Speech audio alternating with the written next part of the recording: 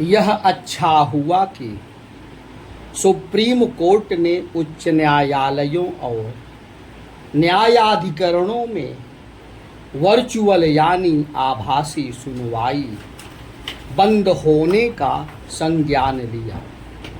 उसने सभी उच्च न्यायालयों के साथ राष्ट्रीय कंपनी कानून न्यायाधिकरण, राष्ट्रीय कंपनी कानून अपीलीय न्यायाधिकरण और राष्ट्रीय हरित न्यायाधिकरण को भी नोटिस जारी कर उनके रजिस्ट्रारों से पूछा है कि क्या वर्चुअल सुनवाई समाप्त कर दी गई है। इन सभी से यह बताने को भी कहा गया है कि यदि वर्चुअल सुनवाई बंद हो गई है तो उसके कारण क्या हैं। आखिर जब कोविड काल में वर्चुअल सुनवाई की उपयोगिता सिद्ध हो चुकी है, तब फिर इस सिलसिले को समाप्त करने का कोई औचित्य नहीं। यह ठीक है कि फिलहाल कोविड महामारी का कहीं कोई खतरा नहीं और लगभग सभी तरह के प्रतिबंध समाप्त हो चुके हैं, लेकिन उच्च न्यायालयों और विभिन्न न्यायाधिकरणों में वर्चुअल सुनवाई इसलिए जारी रहनी चाहिए क्योंकि उससे लोगों के समय एवं संसाधन की बचत हो रही थी।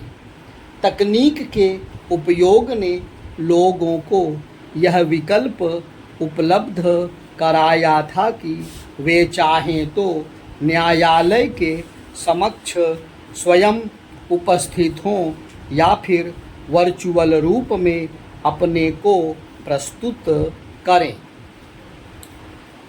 न्यायालयों में तकनीक का प्रयोग वादी प्रतिवादी के साथ वकीलों के लिए भी सुगम था। वे कहीं पर भी रहते हुए न्यायालयों में आभासी रूप से उपस्थित हो सकते थे। इसी कारण सुप्रीम कोर्ट ने न्यायालयों में हाइब्रिड तरीके से सुनवाई की आशंका जताई थी।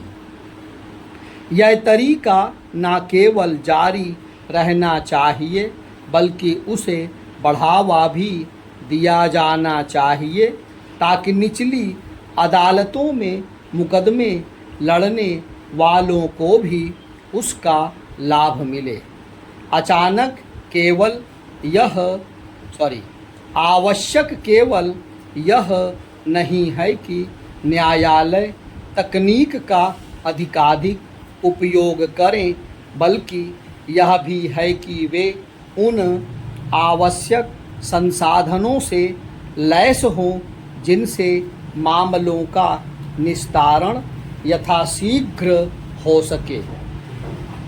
गत दिवस ही सुप्रीम कोर्ट की ओर से यह जानकारी दी गई कि उसकी वेबसाइट से मुकदमों की ऑनलाइन जानकारी प्राप्त की जा सकती है। इस वेबसाइट में इसका भी विवरण उपलब्ध होगा कि सुप्रीम कोर्ट में कितने मामले लंबित हैं और कितनों का निस्तारण हो चुका है। निसंदेह इस व्यवस्था से पारदर्शिता की ओर एक कदम आगे बढ़ाया गया है, लेकिन केवल इतना ही पर्याप्त नहीं। बात तब बनेगी जब तारीख पर तारीख का सिलसिला बंद होगा और लोगों को समय पर न्याय मिलेगा।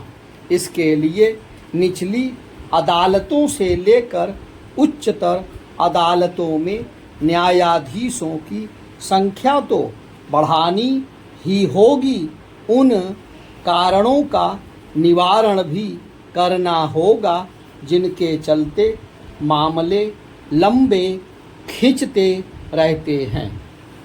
इस तथ्य की अनदेखी नहीं की जा सकती कि निचली अदालतों से लेकर सुप्रीम कोर्ट में लंबित मामलों की संख्या 4 करोड़ के आंकड़े को पार कर गई है। यह निराशाजनक स्थिति है। इससे देश को उबारना ही होगा। इसके लिए न्यायिक तंत्र में तकनीक का उपयोग करने के साथ अदालतों के काम करने के ढर्रे को भी बदलना होगा।